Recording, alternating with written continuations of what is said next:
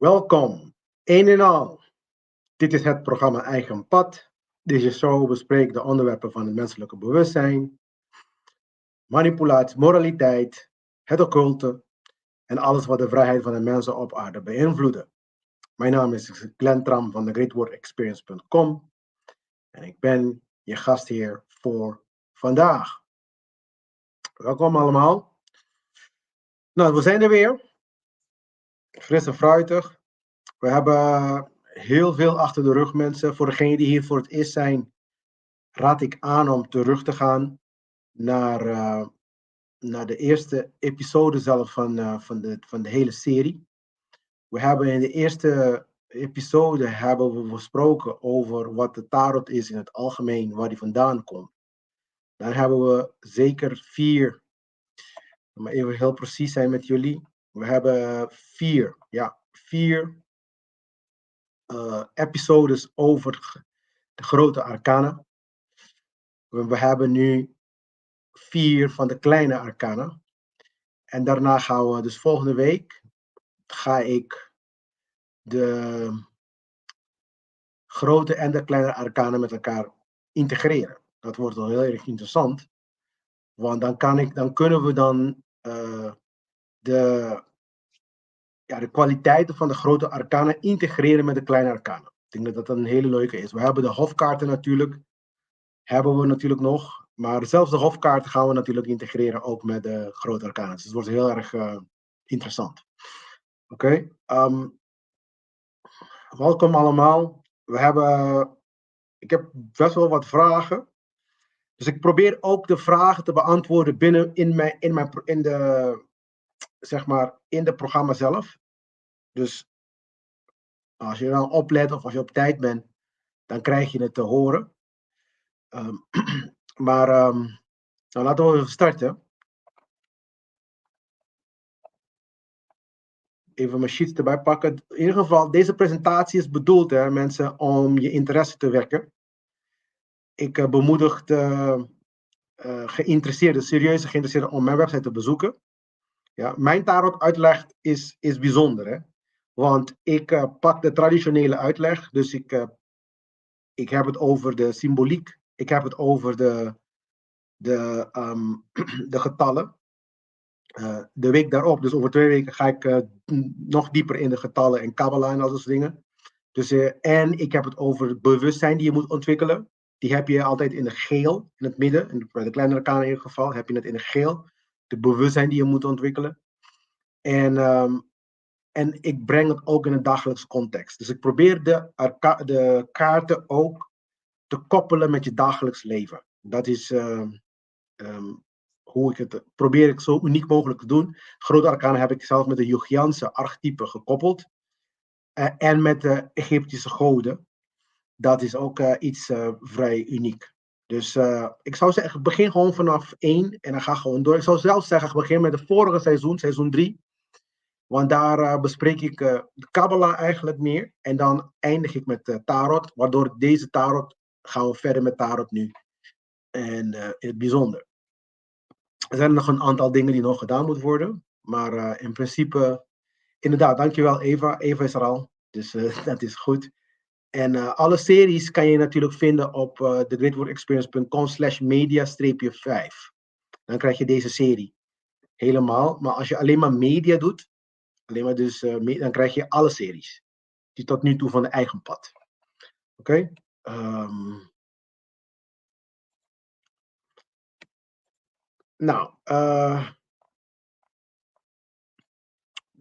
Op mijn website natuurlijk krijg je eigenlijk van alles. Maar vooral podcast, video's, feeds, de artikelen, monografieën, boek en donaties. De boeken krijg je alleen maar de link daar naartoe op Amazon, bol.com, etc.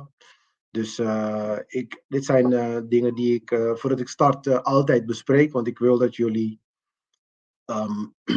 altijd en alle tijden alle materiaal hebben die nodig zijn om de serie ook te volgen. Daar heb ik ook de tarotkaarten. Dus als je op de link van Eva hier naartoe gaat, dan krijg je ook de tarotkaarten in het Nederlands. Je hebt een aantal. Goedenavond, Ivanisha. Goedenavond. Je krijgt daarop ook de tarotkaarten. De vorige link, dus ga even terug als het kan. De vorige link daar krijg je ook de tarotkaarten. Dus thegreatworkexperience.com/media-5.html. Als je dat kan nog doen, de team, als je dat nog kan terugzetten op Eva's comments, dat zou wel heel goed zijn voor de luisteraars. Maar in ieder geval, als je daar naartoe gaat, dan kan je ook daarvoor. Dus alle presentatiemateriaal kan je daar ook gewoon vinden. Oké, je hebt ook Gisela, die is ook erbij. Welkom allemaal. Goed. Oké, ja, daar. Exactly, dankjewel. Dat is dan zeg maar de link. Als je daar naartoe gaat, dan krijg je alle episodes van deze seizoen. Als je dan de vorige seizoen wil beluisteren of zien zelfs, dan moet je dan de -5 weghalen en dan ben je er. Oké? Oké, dit is mijn boek Anarchos. Voor de geïnteresseerden. Mijn boek is uniek. Het is niet non-fictief in ieder geval. Het biedt een kritische analyse van de huidige wereldwijde systemen en instellingen. Het heeft het over anarchie. Ja, daar gaat het over. En ik zet anarchie in zijn juiste belichting. Heel veel mensen denken verkeerd wat anarchie is. Mensen denken dat anarchie, hoe noem je dat? Chaos is. We leven nu in chaos, dat zeg ik altijd. Want als je dan rondom je kijkt. Kijk bijvoorbeeld naar wat er allemaal in de wereld is gebeurd. Wat er allemaal gebeurd is in Frankrijk, in Spanje. Al die plekken waar er eigenlijk elke jaar, zelfs in Amerika, dat soort dingen. Ja, dan kan je, heel veel mensen denken dat dit soort dingen natuurlijke dingen zijn dat men geen invloed op hebben. Maar we hebben wel invloed op. En het klinkt raar. Het klinkt heel raar. Ik weet het. Maar laat het even zo zeggen. We hebben iets dat heet. Ik heb een tijdje geleden, volgens mij in seizoen 2, was Matt Landman. Die was bij ons, bij mij op bezoek in eigen pad. En die had het over cloud seeding. En chemtrails, wat heel veel mensen beschouwen als iets dat fantasie is. Of dat het niet bestaat en noem maar op. Maar dat in principe kan je dat gewoon bekijken heel goed. Dat zijn geen condensatie van vliegtuigmotoren. Dat denken heel veel mensen ook. Dat is ook wat ze willen, dat je dan gelooft dat het allemaal dat is. Maar natuurlijk zijn er degenen met de vliegtuigmotoren, maar je moet ze kunnen onderscheiden. Wanneer het wel chemtrails zijn en wanneer het vliegtuigen zijn. Ja? In ieder geval, een condensatie die blijft niet urenlang hangen. Dat is één tip dat ik jullie geef al. Maar in ieder geval, Matt Landman die is heel goed hierin. En die geeft je ook alle tips en tricks. En hoe je het kan bekijken. Hoe je weet wat ze zijn en zo. Dus hij was even bij ons in eigen pad. Hij is een Amerikaan. En als je een klein beetje onderzoek doet ook. Dan zie je ook dat er contracten worden aangeboden online voor privé vliegtuigen. Voor privé piloten. Die per vlucht zeker rond de €3000 krijgen. En dat betekent dat ze 1 miljoen krijgen. Dus er zit ook heel veel geld aan in verwerkt. Dus die dingen die helpen ook mee aan de catastrofale situaties die we daar ons nu in zitten. Dus dat is één. En er zijn ook andere redenen dat ik nu niet ga bespreken. In mijn boek heb ik wel over een aantal punten die dan interessant zijn om te weten en om te begrijpen waarom het de hele aardbol zelf uit balans is. Oké? Dus waarom lezen is heel belangrijk. Het is voor degenen die geïnteresseerd zijn in kruisen tussen oude kennissen, dus oude kennis, ancient knowledge, maar bewezen kennis, ja, en sociale wetenschap, het is een kruising daarvan, en een hervorming. Ja, dankjewel. Het is inderdaad op Facebook ook beschikbaar, nog op Pika Pika platform. Ja. Dan heb je dan Matt Landman als gast, de gast. Heel interessant. Toen was ik nog heel jong, dat wil zeggen. In ieder geval, mensen, welkom allemaal. Ik hoop dat jullie allemaal nu er zijn. Voor degenen die hier voor het eerst zijn, niet vergeten. Ik zal jullie aanraden om, voordat iedereen verder gaat hiermee, om deze podcast te beluisteren. De onheilige drie-eenheid vooral. Want daar zet ik dan allemaal, bereid ik jullie voor mijn, wat ik noem dan mijn heilige woede. Ik ben vandaag wel heel rustig hoor, ik ga vandaag rustig doen. Dat heb ik ook vorige week en de week daarop beloofd, maar in ieder geval, ik ga het doen. En dan heb ik daar ook twee hele belangrijke podcasts, dat zijn het occulte onthuld. Dat is eigenlijk een samenvatting van alle occulte tradities. Dat is echt, voor degenen die met het occulte bezig zijn, is dat natuurlijk een must-see zelfs. En die krijg je ook online op mijn website. Dan moet je gewoon gaan op de link, thegreatworkexperience.com/media.html en dan ben je er. En dan kan je dan zeg maar een beetje navigeren over al mijn VODs, video podcasts. Zoals ik altijd zeg, niks is nieuw onder de zon. Dus wat ik ga bespreken vandaag is aan zich niet nieuw. Maar het is wel heel vaak nieuw voor de mensen die het niet weten natuurlijk. Ja? Maar de informatie zelf is niet nieuw. Dat betekent ook dat de waarheid objectief is. Het was zo, het is zo, het zal altijd zo zijn. Net als de zon. De zon komt op. Toen mijn opa er was, kwam die op. Vandaag kwam die op. En in de toekomst zal die ook voor mijn kinderen opkomen. In de ochtend, of course. Ja, dus het is objectief. Dit zijn feiten. Waarheden zijn feiten. Het zijn geen opinies. Ja, het zijn helemaal andere dingen. Waarheden zijn feiten. Dus waarheden bestaan wel. En wij zijn geen creators van onze eigen waarheden. Dat werkt niet zo. Dat hebben ze ons verteld. Om ons in de waarheid de dingen bestaan niet. Mijn waarheid, jouw waarheid, onzin. Mijn opinie, ja, oké, kan mee leven. Maar mijn waarheid, jouw waarheid bestaat niet. Ja? Dus wees heel erg oplettend hierop. Want zo pakken ze je natuurlijk. Want het is zo gebeurd hoor. Een klein beetje, als iemand een klein beetje slim is, dan heeft hij jou zo overgehaald, in ieder geval in je gedachten tenminste, dat jij de maker bent van je eigen waarheid. Zo doen ze dat. Oké, dus vandaag gaan we praten over pentakels. Dat is echt heel... het gaat over element aarde trouwens. En het gaat over materialiteit. Heel veel mensen denken dat het geld is, maar het gaat over materie. Ja?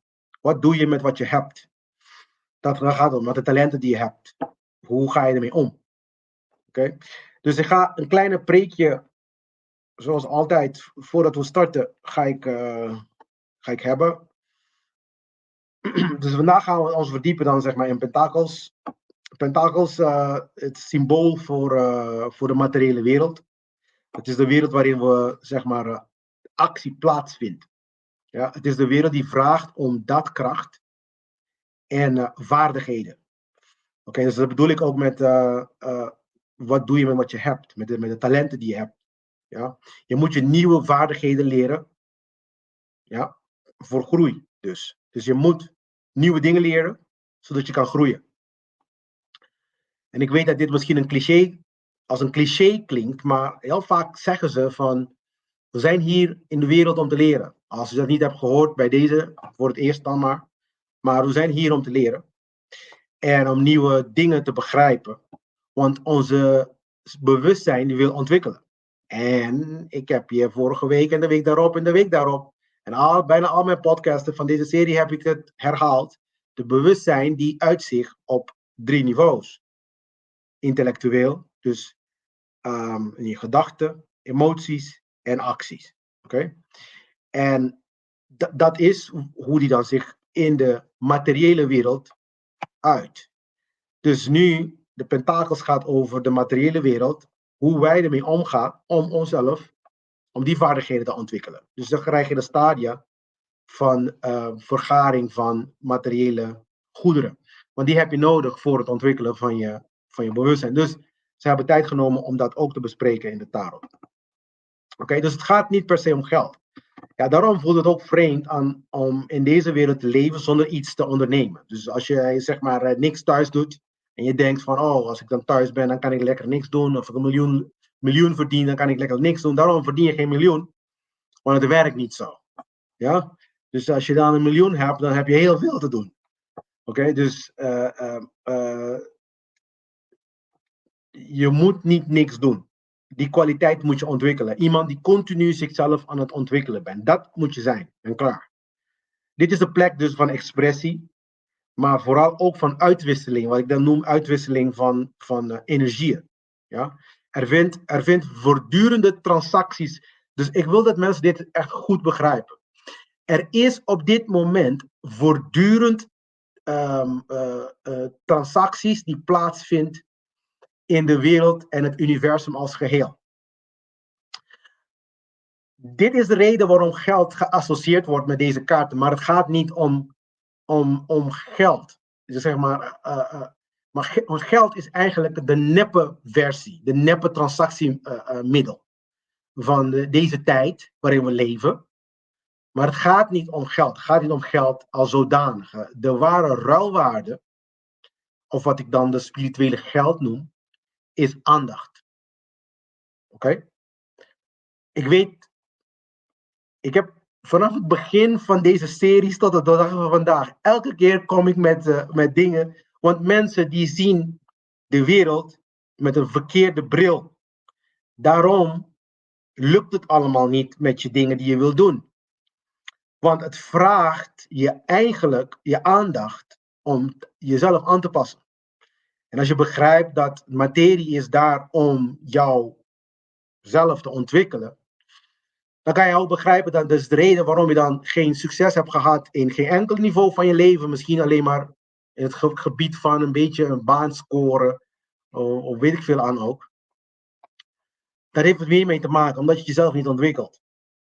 Je kan de universum, en dit is ook deel van de natuurwet, die niemand begrijpt. Ja? Je aandacht is de echte valuta. Je aandacht. Dus alles wat je verlangt in termen van materie, alles. In termen van materie, eigenlijk in alles zelfs. Ja? Het kan worden bereikt. Het kan daadwerkelijk worden bereikt. Ik weet dat heel veel mensen denken dat het allemaal niet zo is, maar je kan alles bereiken wat je hartje maar kan begeren. Het is voor een reden daar gekomen. Ja? En niet vergeten, elke type gedachte en emotie die wordt uitgegeven van boven zelf. Dat is de as. De as van elke troefkaart, zeg maar, van alle kaarten van het tarot. De kleine arcana praat ik over nu. Die begint altijd met de as. En met de as heb je altijd een handje die uit de hemel komt. Ja? Dat betekent dat er een hogere macht is. Een hogere energie, een hogere spiritualiteit. Noem maar het beestje wat je wil maar noemen. Die dan het naar jou toe uitreikt.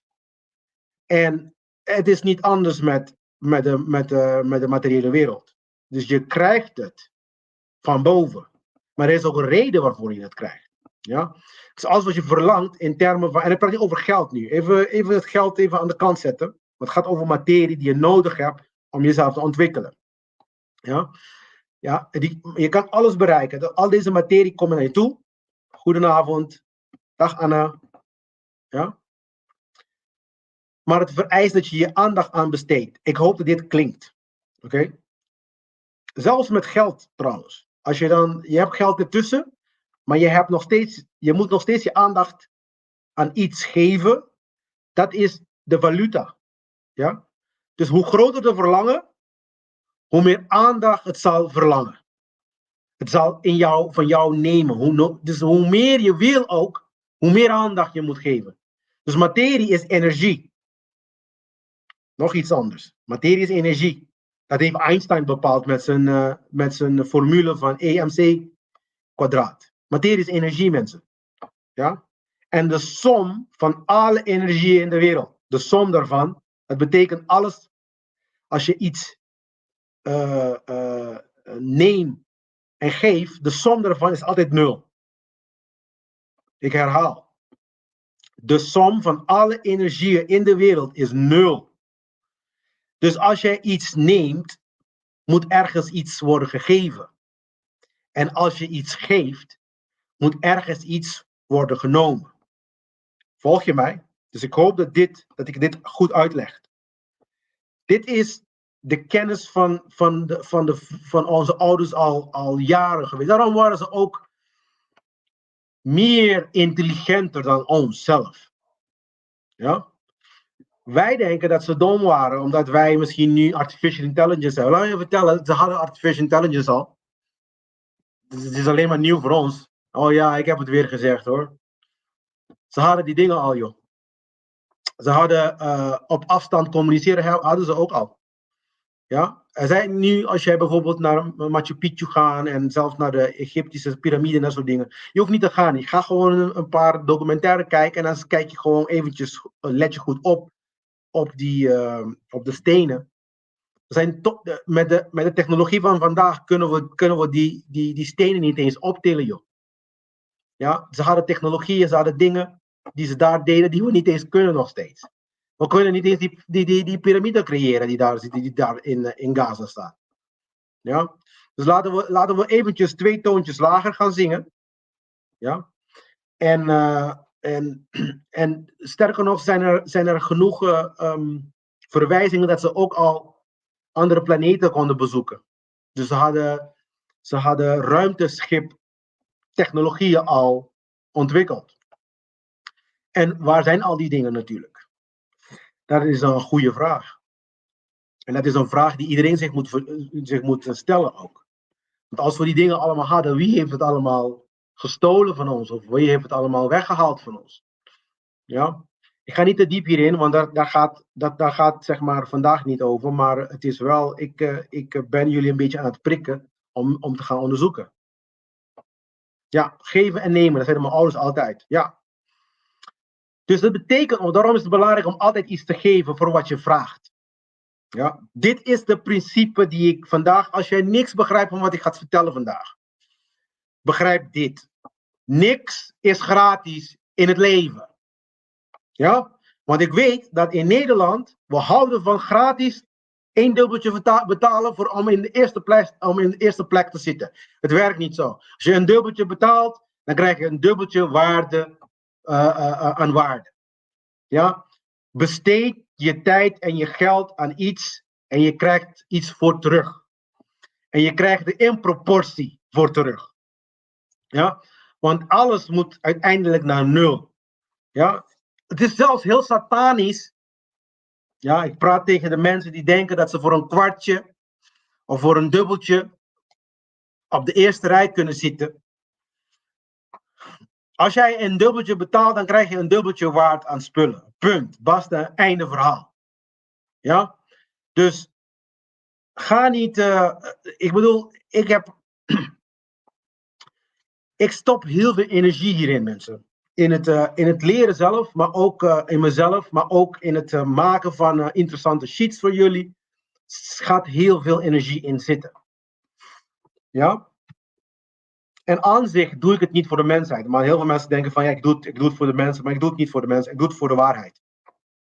Ik doe het enigszins voor de waarheid. Zodat tenminste wanneer ik dan de pijp uitga, ik ga het zelf ook niet doen trouwens. Dus als ze mij zeg maar vermoorden, dat was ik niet. Want ik ben niet iemand met een psychische probleem en dat soort dingen. Dus die onzin die ze doen van mensen vermoorden en vervolgens laten zien alsof ze zichzelf hebben vermoord en soort dingen, dat ben ik echt niet hoor. Ik ben niet iemand, er zijn heel veel mensen die kunnen getuigen van mijn gezondheid, van mijn verstand. Ja, dus, maar in ieder geval dat wanneer ik de pijp uitga, dat er iets achterblijft, dat tenminste mensen kunnen zeggen van weet je wat, laten we het even proberen.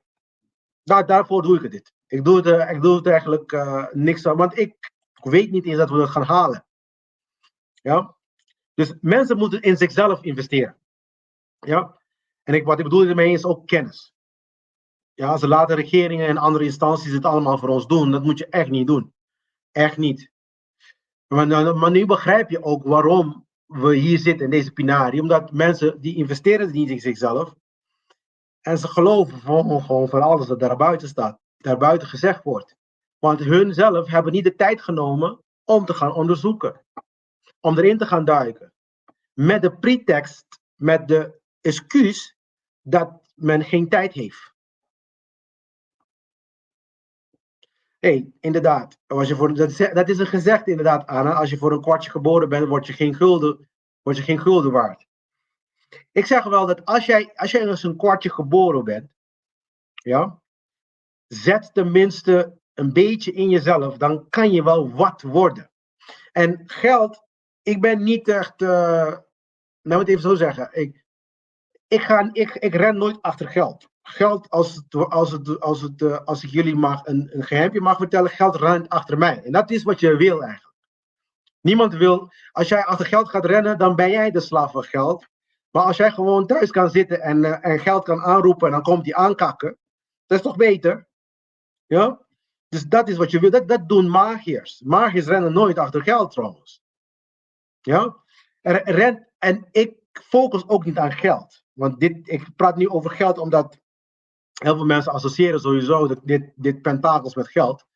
En de verwarring komt natuurlijk omdat de munten ziet. Maar het heeft te maken met materiaal. En natuurlijk met het uitwisselen, dan denkt men dat het is natuurlijk. Maar het is materiaal. En wat je moet focussen op is het laten manifesteren tenminste van de materialen die je nodig hebt voor het ontwikkelen van je. En dan soms, dan besluit het universum jou om een zak geld te geven, want is de snelste op dat moment misschien om het te doen. Maar het gaat nooit om geld. Dus je moet jezelf ontwikkelen. Dat is wat je moet. En dan krijg je, als je jezelf ontwikkelt. Oké? Laat me het even zo zeggen. Als je besluit jezelf te gaan ontwikkelen, dan gaat het universum jouw deuren voor je openmaken. En dan hoef je mij niet te geloven daarin. Want wat ik niet wil, is dat jullie mij geloven. Dat is hetgene wat ik juist niet wil. Wat ik wil, is dat jullie zelf uitproberen. En dat jij met man en macht en alle krachten die je hebt, begin met de eurotjes die je hebt op je rekening. Geloof in jezelf. En begin te investeren. Dan zal je zien dat de deuren gaan open en dingen gaan gebeuren voor je. Ja? En dan ga je ook laten zien dat het hoorden van geld ook geen zin heeft. Ja? Dat vertelt deze kaarten ook. Dus juist het tegenovergestelde wat iedereen denkt. Dat het allemaal rijkdom gaat brengen en dat soort dingen. Maar goed, laten we starten. Dus garbage in, garbage uit, mensen. Dat is door de wet bepaald. Dus hou dat in de gaten wanneer we deze kaarten bestuderen. En we hadden het over de verschillen al. Ja, de as tot en met 10 heeft te maken met de gebeurtenissen, wat er gebeurt. En de hofkaarten zijn te maken met hoe je bent of hoe je moet zijn in ieder geval. En het is belangrijk om te weten van waar je bent natuurlijk en welke kwaliteiten je moet hebben om in dat specifieke situatie. Dat moet de waarzeggerij helemaal goed begrijpen. En eigenlijk heeft het niet eens te maken met de waarzeggerij, het heeft te maken met de wet. Want het is de stadia waarin je zit en dan elke keer wanneer je in een bepaalde stadia bent, welke kwaliteit je moet hebben in die stadia. Ja? Oké, dus laten we starten met de eerste kaart. De as. Nogmaals, dan zie je daar een hand naar voren komen. De as van pentakels symboliseert een nieuwe begin op materiële vlak. Ja? Het is het zaad van succes, overvloed en stabiliteit dat klaar is om te groeien. Dus dit is de kans op materiële bloei eigenlijk. Dan zie je daar een hand die uit de lucht komt. Nogmaals, alle kaarten die hebben dat. En ik wil dat jullie dit opmerken ook. Hè? Hebben niet gemerkt. En ik hoop dat jullie dit ook hebben gemerkt, net als ik het heb gemerkt. Maar heb je niet gemerkt. Want nu zijn we aan het einde van die kleine arcana. Dus nu is het moment om het te bespreken. Heb je niet gemerkt dat alle azen die komen uit de lucht, allemaal hebben de hand van laat me het even voor het gemak noemen, voor degenen die atheïst zijn. Ja. Dit is gewoon een gemakzucht terminologie die ik gebruik. Ja. Ik geloof wel in een creator. God per se niet helemaal, maar in een creator moet je wel niet eens geloven, maar je weet dat er een creator bestaat, omdat jij de wereld niet hebt gemaakt. Ja? Het is een soort, het is een self-evidence verhaal. Maar je ziet ook wel, heb je niet gemerkt dat de hand van God, daarom gebruik ik dit term, de hand van God altijd degene is die zeg maar, het uitreikt. Die reikt de materiaal uit, die reikt de intellect uit, de gedachtegangen uit, die reikt de emotie uit, die reikt, alles wordt uitgereikt uit de hemel, kan je zeggen. uit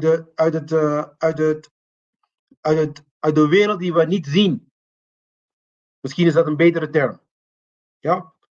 Net als bijvoorbeeld dat je dan de zwarte kracht niet ziet.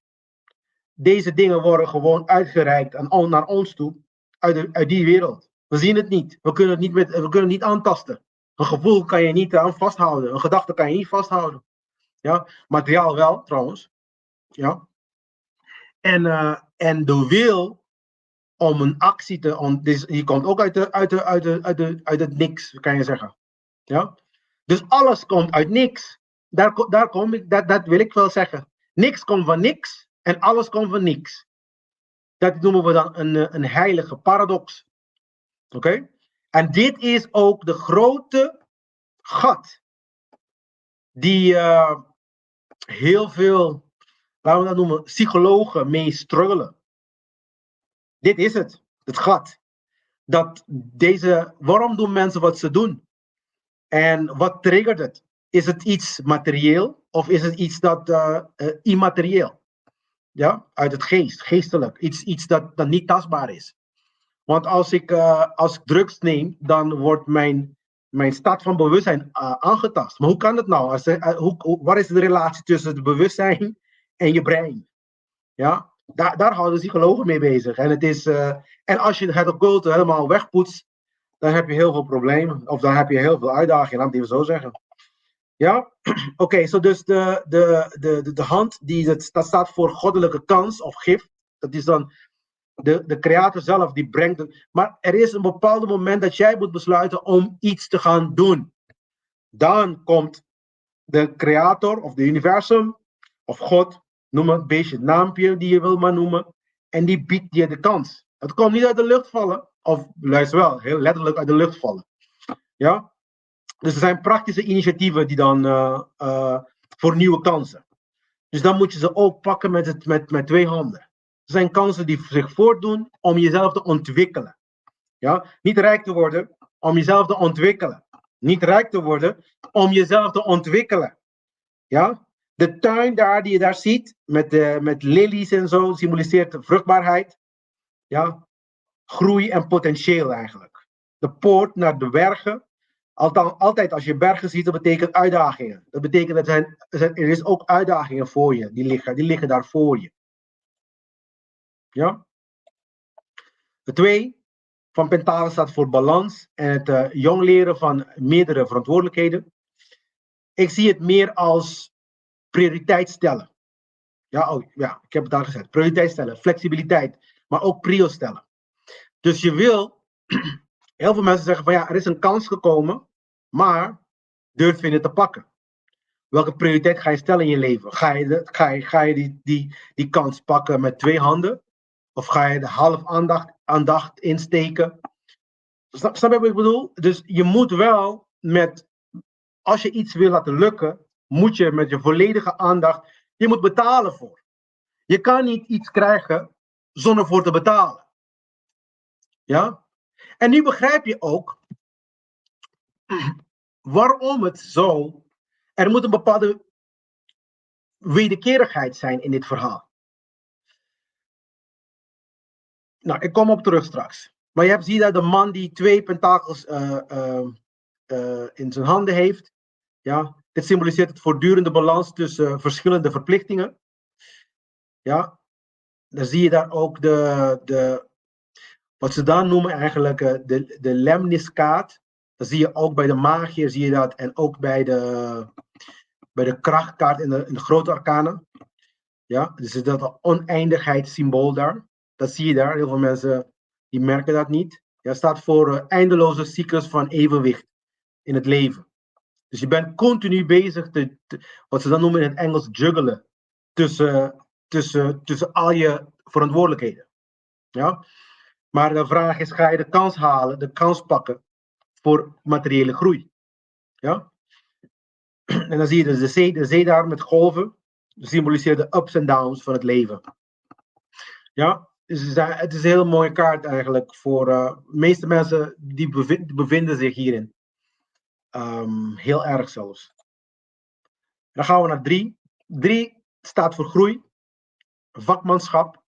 Dus dan begin je te groeien. Je hebt gekozen, je hebt aandacht besteed aan een nieuwe vak, aan een nieuwe lering, aan iets nieuws. Ja? Want materieel staat gelijk aan energie. En energie moet je betalen. Dat is je aandacht. Je moet energie in iets stoppen, zodat je energie terugkrijgt. En dan dat energie die je dan terugkrijgt, kan in een vorm van materiaal zijn. Ja? En heel vaak zeggen ze ook dat je er ook geld voor terug kan krijgen. Maar geld zie ik meer als een ruilmiddel, meer dan een energie zelf. Ja, want geld zelf die representeert een andere energie. Daarom is hij zelf niet echt energie. Als je het echt praktisch bekijkt. Ja? Maar dan zie je daar de 3 mensen die samenwerken. Dus vertegenwoordigt samenwerking tussen verschillende vaardigheden. Om iets waardevols te creëren. Dit is het concept van samenwerken. Daarom ga je naar je werk toe. En dan ga je, hoe noem je dat? Ga je deelnemen aan iets belangrijks. Aan iets. Daarom moet je ook je energie en je inspanning niet stoppen alleen maar om geld te verdienen, mensen. Dit is het probleem. Wanneer ik praat over slavernij op de werkvloer, dan praat ik niet op het feit dat jij gaat werken om iets te leren en bijdragen aan iets goeds. Wanneer ik praat over slavernij, praat ik heel vaak over het feit dat ze jouw verdiende loon wegnemen zonder je toestemming. Want je hebt niet toegestemd. Je hebt niks getekend dat je daar toestemming voor geeft. Dus het is een vorm van stelen. En stelen zijn allemaal gekoppeld met slavensystemen. Ja? Wanneer er gestolen wordt binnen een maatschappij, ja, dan weet je dat er nog steeds slavernij is. Slavernij heeft niks te maken met je kleur ook. Discriminatie voortvloeit van dat soort systemen, van steelsystemen. Ja? Dat is een vorm van. En ze willen dat jij gewoon alleen maar focust op dat, zodat jouw aandacht dat je dan niet zeg maar oplet wat de echte slavernij is. Slavernij heeft niks te maken met alleen maar een kleurtje. Of alleen maar man en vrouw. Weet je wel? Het heeft te maken ook met het begrijpen hiervan. Dat je niet mag dingen nemen die niet van jou zijn. En ik weet niet hoe duidelijker ik moet zijn hierin. En het maakt niet uit in welke vorm het komt. Stelen is stelen. En je moet het niet meer gaan beginnen. We moeten gaan stoppen dit te blijven goed praten. Oké? En ik vind het, en pratend Anna over een kwartje die een gulden kan worden. Ik kom uit een omgeving.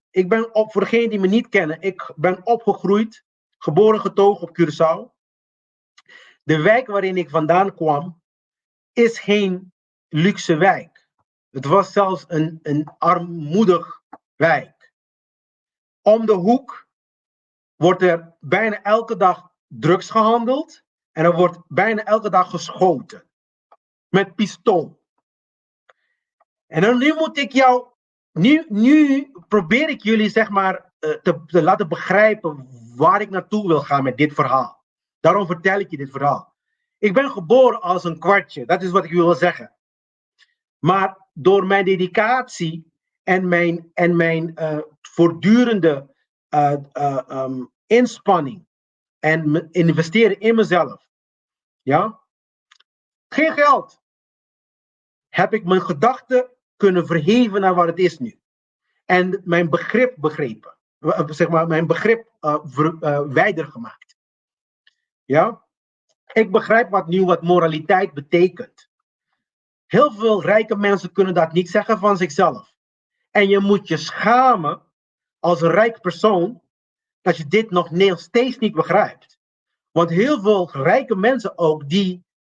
En ik heb niks tegen rijke mensen hoor. Ik bedoel, als jij heel veel materiaal hebt vergaard, het zij zo. Maar ik moet je wel vertellen, kijk, er zijn 2 manieren om dit te handelen. Hè? Als jij moreel, het gaat niet om het materiaal. Het gaat erom, ben je moreel? Ja? Ben je een moreel persoon? Een moreel persoon heeft niks te maken met je rijkdom. En wij moeten niet gaan ons leven leiden om rijk te worden. Wij moeten ons leven leiden om onszelf te ontwikkelen en moreel te zijn in de wereld. En dan dat we een bijdrage leveren aan de wereld. Maar niet onder slavencondities. Begrijp je dat? Ik wil dat mensen dit begrijpen. En de samenwerking is normaal. Dat mensen met elkaar, dit is nummer 3, geef dat aan. Wij komen samen om een groot doel te bereiken. Dus we hebben elkaar nodig. Maar we kunnen elkaar niet dwingen om dit te bereiken. Om die samenwerking te bereiken. Begrijp je dat? Dit zijn subtiele aanpassingen in ons gedachtegang. Maar die moeten wel gaan gebeuren nu. Ja? Want het is natuurlijk, als jij als doel hebt om jezelf te ontwikkelen, zelfs als je geld wegneemt van de hele structuur die we nu in zitten, als je geld wegneemt, dan gaan mensen nog steeds werken. Omdat je jezelf wil ontwikkelen. Dus je motivatie is niet het geld meer, je motivatie is mezelf ontwikkelen. Want dat is hetgene wat je moet ontwikkelen. Ja, het geld is alleen maar een middel zodat je dan ergens anders. Tegenwoordig hebben we het niet eens meer nodig. Met alle technologieën die we hebben, mensen, kunnen we ruilhandel zeggen, maar kunnen we zelfs ruilhandel herintroduceren. Ja, als je het allemaal zo graag wil ruilen, dan kan je op deze manier ook gewoon ruilhandel doen. En als je dan steeds zegt, ja, we kunnen niet leven zonder geld, is nog steeds iets dat heet, zeg maar, crypto. En nogmaals, technologie is niet de oplossing, moraliteit is de oplossing. Zodat mensen maar goed begrijpen hierin. Hè? Ja? Maar tenminste, crypto is gedecentraliseerd. Want, oh mijn god. Mensen, zelfs het geld die ze jou betalen, in dat betaling stelen ze je nog steeds. En ik praat niet over bankkosten. Meneer, waar heb je het over, Glenn? Waar heb je het over? Ik praat over inflatie. Daarna je ze ook. Ja? Heel veel mensen begrijpen niet wat inflatie is. Inflatie is belasting. Het is een verborgen belasting. Je hebt nu 1 euro op je bankrekening. En morgen is die niet eens een euro meer waard. Je kan niet eens een brood mee kopen. Je moet 2 euro's hebben nu om een brood te kopen. Dat heet stelen, mensen. Begrijp je dat? Dus je wordt overal genaaid. Overal genaaid. En nog steeds vinden we het leuk. Het is alsof we het leuk vinden om gereept te worden. Repen betekent verkracht. We vinden het nog steeds leuk om verkracht te worden. Of zitten we in onze traumamodus en zitten we te huilen de hele dag in plaats van actie te ondernemen. Ja? Want als je zit te huilen, er is niks de universum gaat niet zeggen, oh, mevrouwtje is aan het huilen. Laat me hem helpen. Laat me hem een andere baan geven. Oh, dat gaat niet gebeuren. Zo werken de wetten niet. De wetten van het universum werken niet zo. Deze voorbeeld geef ik altijd. Als jij bijvoorbeeld een baby pakt. Je gaat naar de brug. Je gaat de baby fucking weg, zeg maar, over de brug gooien. Gaat de zwarte kracht zeggen van, oh, het is een baby. Laat me even vleugels laten creëren, zodat hij kan vliegen. Zo werkt het universum niet. De baby gaat dood. Dus we moeten, zeg maar, onze emotionele kant een beetje aan de kant zetten. En dingen voor ogen zien en praktisch zijn met die dingen. Onze emotie heeft alleen maar te maken met het feit dat het een goede gebalanceerde emotie, laat ik het even zo zeggen. Die vertelt ons dat we uit balans zijn. Wanneer je emotioneel bent, boos bent, gelukkig voelt, dan ben je eigenlijk uit balans. De enige moment dat je in balans bent, is wanneer je eigenlijk in liefde bent. En dan ben je eigenlijk tot rust. Je bent niet continu nerveus. Je bent niet continu aan het lachen. Dat is je bent in balans. Ze zeggen in het Engels zeggen ze poised. Oké? Dus de samenwerking is iets dat moet plaatsvinden. Ja? We moeten samen gaan, maar we kunnen niet samenwerken als we onder een dictator zitten die ons vertelt en alles vertelt die we moeten gaan doen. En dan zeggen, ja Glenn, het wordt allemaal niet zo gedaan hoor, je bent toch een klein beetje vrij. Ja, maar ze doen het op een hoger niveau. Ze maken wetten en de wetten moeten alle bedrijven aanvolgen. Want als het bedrijf niet dan volgt, dan worden dan afgesloten. Ze worden gecensureerd. Wat noemen we dat? Die dingen mogen niet in een echte vrije leven, een echte vrije samenleving. Die dingen mogen niet. Ja? Er is geen enkele reden om mensen tot slaaf te maken. De oplossing is moraliteit. Nogmaals zeg dat. De oplossing is moraliteit. Het is geen technologie ook. We kunnen wel farming en al die onzin. Dat gaat niet werken. Want dan komen mensen met tanks, dan bombarderen ze je daar ook. Geen probleem. Ja? De oplossing is moraliteit. Dus dat betekent dat we moeten gaan investeren. 80% van onze tijd, 90% van onze tijd moeten we investeren om mensen uit te leggen wat moreel acties zijn. Want het is een actie. Het is een recht. Wat je recht hebt om te doen en wat je geen recht hebt om te doen. Dat moeten we kinderen gaan leren, ja. En dan om iemand die een kwartje is uit een fucking ghetto, om mensen dit te gaan vertellen, je moet je schamen, ja. Want ik kan me nog herinneren dat toen ik groot werd, dat mensen die rijk waren, die hadden tenminste trots dat ze ethisch zijn. Dat ze mooi kunnen eten. Niet eens dat, man. Ja? Dat ze zogenaamd in hun gedachten tenminste moreler zijn dan de mensen. Ze kijken neer naar de arme mensen. Ja? En nu komt iemand uit de fucking ghetto, die gaat jou vertellen wat moraliteit is. Dan moet je schamen. Dit is het hem juist, mensen. Ik begrijp het echt niet. Het is een wereld op zijn kop, hoor. Moraliteit komt uit de hoeken van de ghetto. God, hé. Dit is de 4 van Pentakels. De 4 van Pentakels, dat zie je hier, dat staat voor stabiliteit. Maar het heeft ook te maken met gierigheid. Dan zie je daar die mannetje met zijn geld in het ding. Heel veel mensen hebben dat. Wanneer ze geld krijgen, dan gaan ze dan zeg maar, oh, sparen. Ik zeg niet dat sparen slecht is. Don't get me wrong. Maar als jij spaart, dan moet je eigenlijk doen voor het... ik spaar niet eens voor het ontwikkelen van jezelf. Ja? De man die de pentakels stevig houdt, staat voor gierigheid of vasthoudendheid. Dan staat hij dan, zeg maar, de stad op de achtergrond, daar is vertegenwoordigd de wereld die hij op afstand houdt. Dus hij wil dingen niet kopen of niet aanschaffen voor zijn ontwikkeling eigenlijk. En dan zie je daar, zeg maar, de pentakels op zijn hoofd, wijst op de fixatie op materiële veiligheid. Dus dit heb je heel veel in de wereld. Mensen die proberen, ze fixeren, zijn continu gefocust op het feit dat ze veilig wilden zijn. Mensen, veiligheid bestaat niet. Dat is nog iets anders.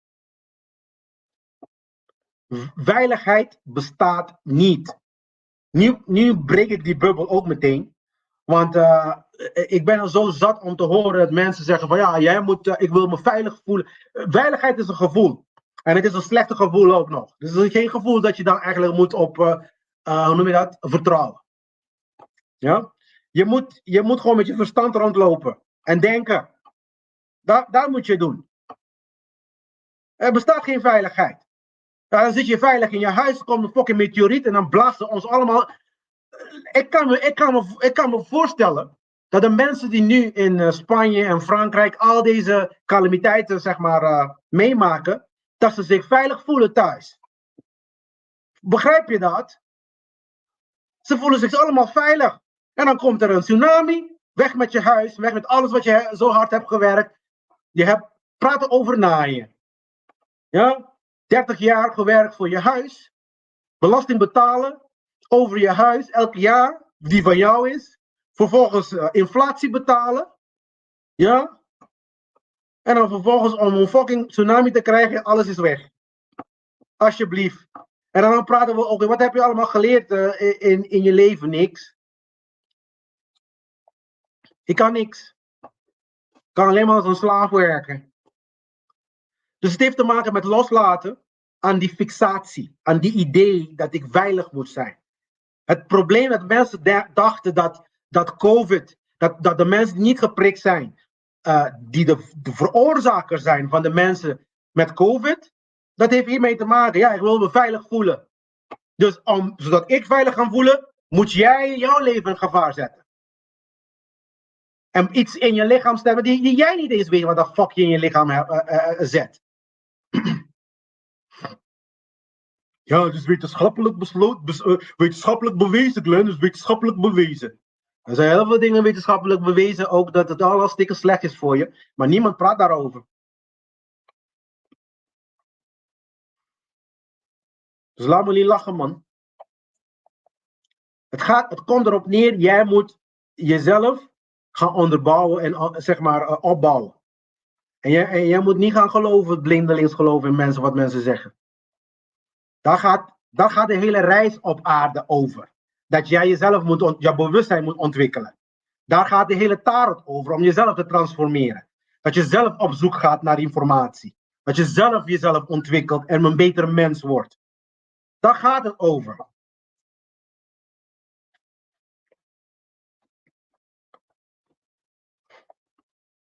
Ja, ik probeer hem in te houden, mensen. De vertrouwen in overvloed. De overvloed komt wel. Er is genoeg. Mensen, er is geen schaarste. Schaarste is een fictief gemaakte iets.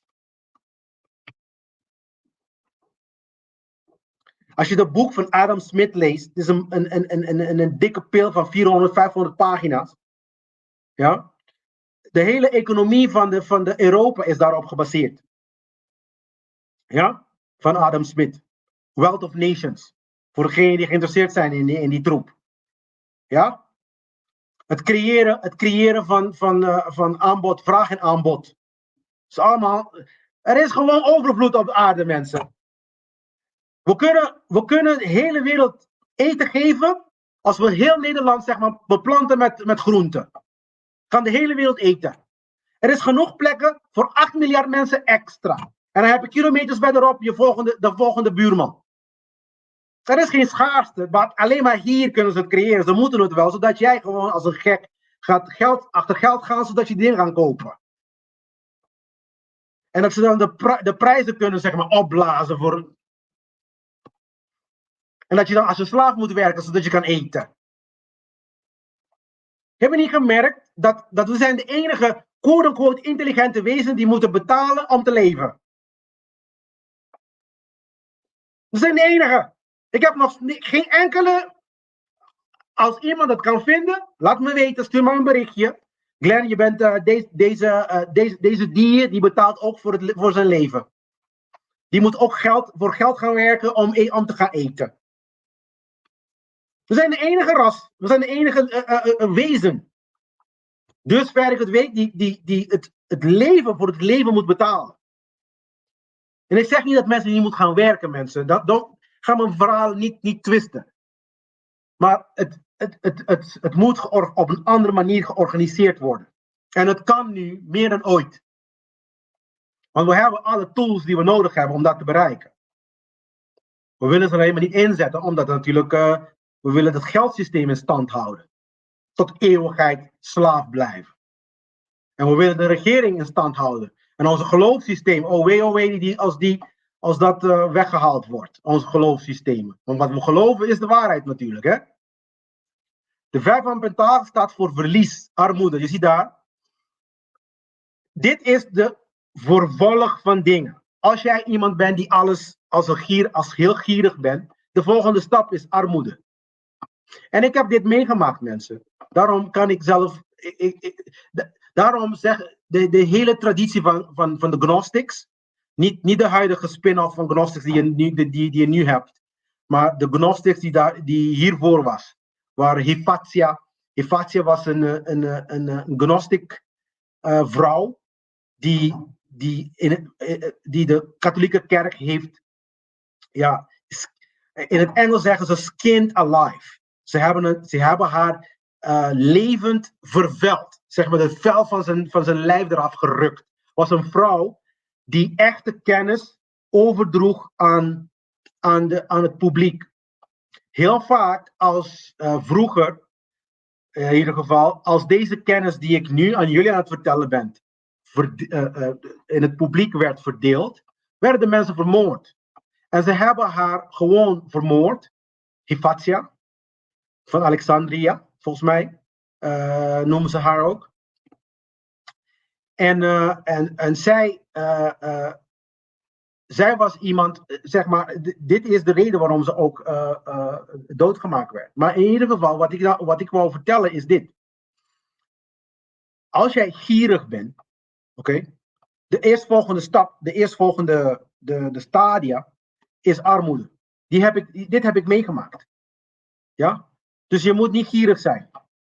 Geen gierigheid hebben. Niks van die dingen. Ja? Het is eigenlijk een tegenspoedkaart. Je ziet ook die twee arme mensen daar. Ja, die twee buitenfiguren. Het is zeg maar, het vertegenwoordigt uitsluiting en gebrek. Ja? En de gebrandschilderde zeg maar, ramen, symbool van hoop en verlichting. Dus er is nog hoop. Ja? En de krukken en de voeten staan voor je fysieke en emotionele kwetsbaarheid. Er wordt een moment van kwetsbaarheid, ja. Oké? Dus dit is de kaart. Dus wij moeten echt onszelf gaan ontwikkelen nu. We moeten dit echt gaan begrijpen nu. En niet alleen maar, hoe noem je dat? Alleen maar onszelf ontwikkelen, maar ook het hele structuur, de huidige structuren waarin dingen zeg maar bevinden, die moet allemaal weg. Er is geen keuze. Daarom wil ik dat jullie gaan onderzoeken, dat jullie zelf tot deze conclusie komen, dat jullie zelf gaan begrijpen. Want heel vaak, als je niet tot deze conclusie bent gekomen, is omdat je nog steeds niet hebt begrepen. Je hebt nog steeds niet begrepen. Ja? Dat jij geen recht hebt om andere mensen te dwingen. Als jij al deze instanties nog steeds vereert en acht nodig te hebben, ja, indirect vertel je mij dat je deze dingen gewoon goed vindt. Dat is wat je zegt. Dat is wat je aan het zeggen bent. Ik vind het goed dat regeringen kunnen besluiten iemand zijn huis binnenkomen en zijn spullen pakken zonder zijn toestemming. Ik vind het goed dat ze dan het geld van die personen kunnen pakken zonder hun toestemming. Ik vind het goed. En dan kan je wel duizenden redenen bedenken waarom het quote-unquote veilig is, maar het haalt het feit niet weg dat het stelen is. Dat is het punt dat ik wil zeggen. Ja? En dat stelen mag niet. En er is een punt. Dat betekent dat we een andere manier moeten gaan bedenken, als intelligente wezens die we zijn, acht te zijn, denken te zijn, ja, om deze dingen op te lossen. Ja? En het begint met mensen uitleggen wat moraliteit is. Dat is de oplossing. We moeten moreel worden. Dan ga je automatisch begrijpen dat je bepaalde dingen niet mag doen en wel mag doen. Ja, oh, dankjewel Eva. Inderdaad. Mijn studenten laat ik altijd trouwens de film Agora kijken. Agora is een hele goede film. Ik raad iedereen aan om dat te kijken. En het heeft te maken met, en ze hebben deze film zo slecht gereed gewoon. En terwijl het een hele goede film is gewoon. En ze hebben het zo slecht gereed zodat niemand het gaat kijken natuurlijk. Maar het gaat over de laatste gnostic. De laatste persoon, vrouw die een gnostic was, ze hebben haar helemaal zijn vel uit zijn lichaam gerukt. Omdat hij dan zeg maar de waarheid en tegenwoordig doen ze dat, de regeringen doen dat door jou te stelen. En eigenlijk wat ze doen is mensen censureren. Dat is dat. De censuur van bepaalde berichtgeving. En natuurlijk heb je te maken met verkeerde info daarbuiten. Er zijn mensen die misbruik maken met social media en dat soort dingen. Natuurlijk heb je dat. Maar dat komt omdat ze gewoon niet moreel zijn. En je hebt vrijheid van meningsuiten.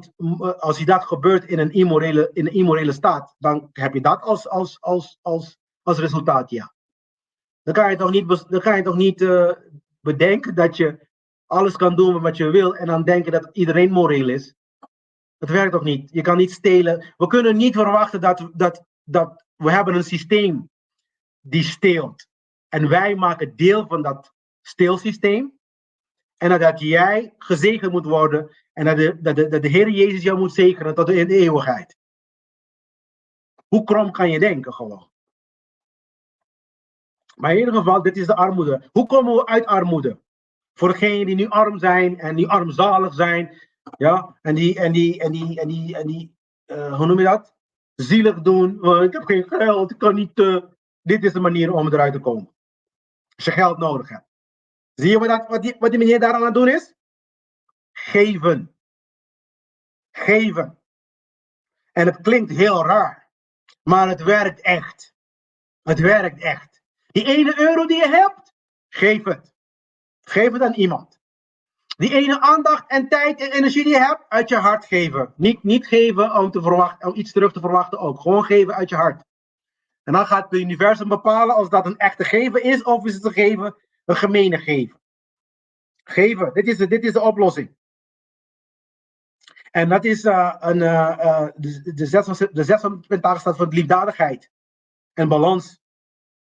Ja? Wat ik nu aan het doen ben, geven. Mijn tijd, mijn energie, mijn aandacht. Dat is de echte geld van de natuurwet. Oké? Ik ga je nu al vertellen. Het heeft niks met geld te maken. Het is een vrijgevigheid en wederkerigheid. Daar gaat deze kaart over. Ja, dat zijn de kwaliteiten ook die je moet ontwikkelen.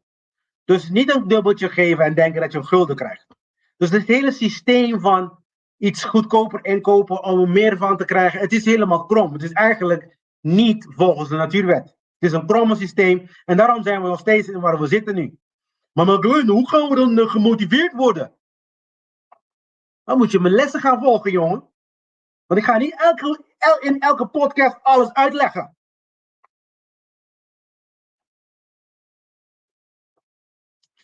Het is het hem juist. We hebben halfgebakken ideeën over dingen, omdat we op school hebben geleerd in alle economische boeken die voortvloeien uit deze Adam Smith-gast. Van Europa in ieder geval. Dus de hele gedachtegang van vraag en aanbod en al die dingen. Het is allemaal krommig. Ik heb het hele boek gewoon doorgeslurpt. Het is verspilling van mijn fucking tijd. Letterlijk gewoon. Maar ik moest het doen, net als ik nieuws ook moest gaan volgen. Want anders kan ik niet met jullie praten. Want ik moet dingen aanwijzen die jullie kunnen begrijpen. Maar wat mij betreft stop ik mijn tijd niet in die bullshit. Want anders, als ik jou niet kan vertellen dat ik die dingen heb gelezen en dat ik weet waarover het gaat, zoals ik vorige week ook heb gezegd, ik weet hoe het zit met al deze constructies, met trustconstructies, al die juridische constructies, waar je dan geen belasting hoeft te betalen. Ik heb me in verdiept, ik weet hoe het werkt. En ik maak geen gebruik van die bullshit, want het heeft helemaal geen zin. Want je moet toch wel een beetje belasting betalen. De enige manier om geen belasting te betalen, om nul belasting te betalen. Dat is echte vrijheid. En als je dan echt een vrij persoon bent, hoef je al die constructies niet. Weet je hoeveel energie je moet insteken om een bedrijfje op te starten in Seychelles, om eentje op Curaçao te zetten, om eentje in Bonaire te zetten, om eentje in al die eilanden te zetten, zodat je belasting kan ontwijken. Weet je hoeveel energie dat is, man? Je moet gewoon vrij zijn. Het is allemaal niet zo moeilijk, hoor. Zoveel energie. En dan in plaats van dat je dan... En dan in plaats van dat je een fucking belastingaangifte invult, moet je je tijd insteken om je fucking jezelf op te krikken. Om wat verstand hierin te stoppen.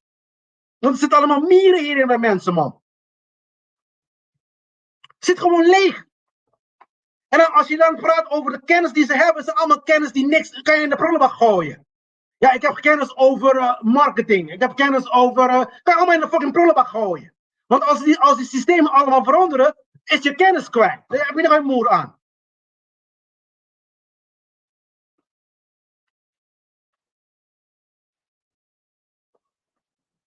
Tenminste, leer een beetje over psychologie. Wat dacht je daarvan? Als je dan marketing wil doen, als je tenminste de psychologie gedeelte ervan hebt geleerd, dan heb je iets geleerd.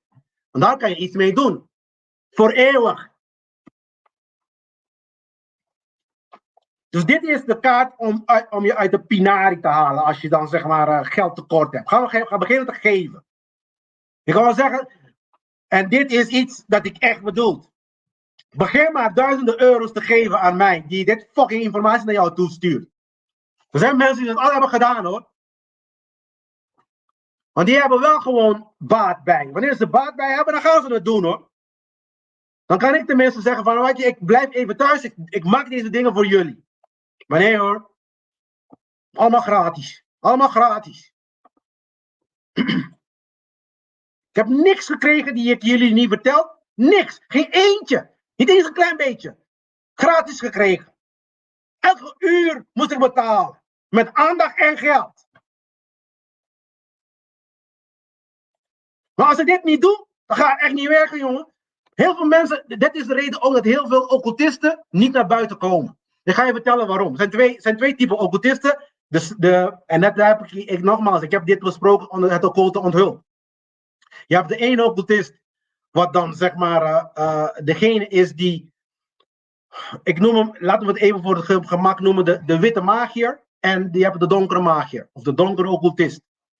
Ja, waar de wereld geregeerd mee wordt. De wereld wordt geregeerd door donkere magiërs. Oké? Die doen continu magie. Ja, en wat magie, magie is niet hocus pocus, wat veel mensen denken. Magie betekent gewoon, ik wil een bepaalde resultaat hebben. Ik wil de mensen van A naar B krijgen. Ga me niet vertellen dat ze dat niet doen in de regering. Met de wetten en al die dingen die ze aan het doen zijn. En dan zijn ze, de regering, de Engelse woord voor regering, in het Nederlands, helaas is het niet zo, maar de regering komt van het Latijns woord gubernare. In het papiamento is governo.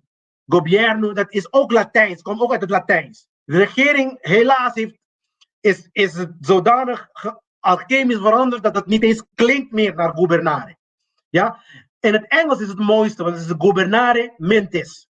Ja? Dat betekent, gubernare betekent regeren. Ja? Mentis betekent mente, which is dan de gedachte. Dus regering betekent regeren van je gedachten. Daar gaat het om.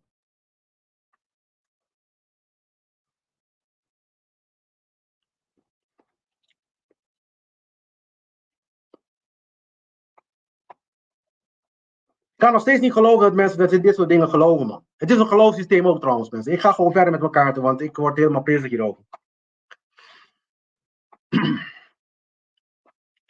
Het heeft te maken, nummer 6 heeft te maken met geduld. En reflectie en evaluatie van je succes, die je tot nu toe hebt bereikt. Ja? De man die daar, zeg maar, zijn gewas kijkt, staat voor geduld en observeren van groei. Je bent gegroeid, je bent gaan beginnen te geven. Ja? En je krijgt terug in overvloed.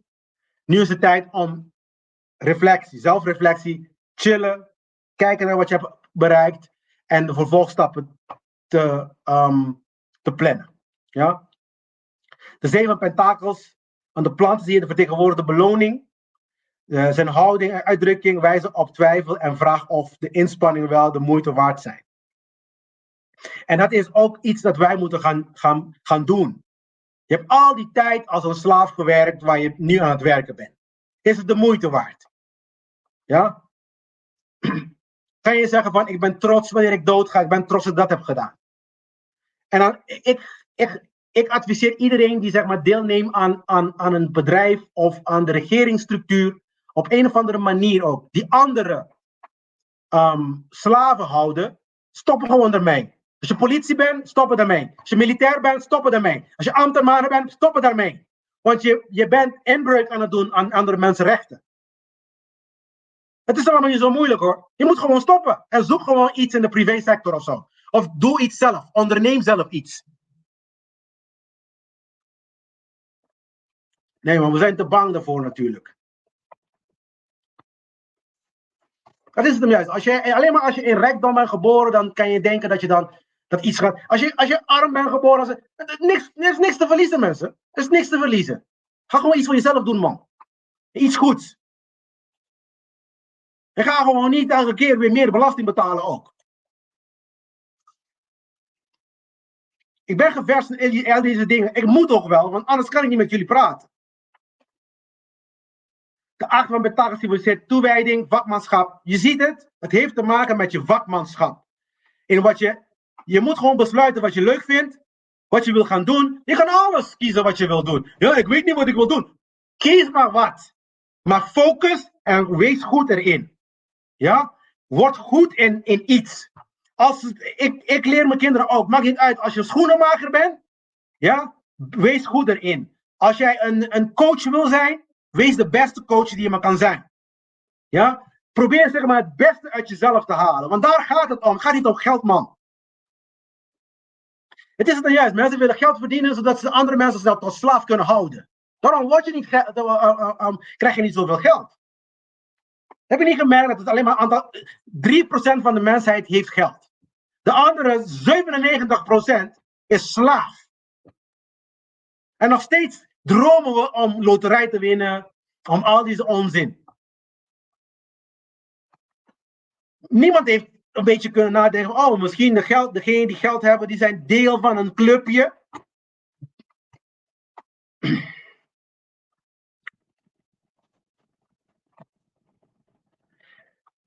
Wat ik wil uitleggen was, je hebt de donkere occultisten en de witte occultisten. De donkere occultisten, die hebben,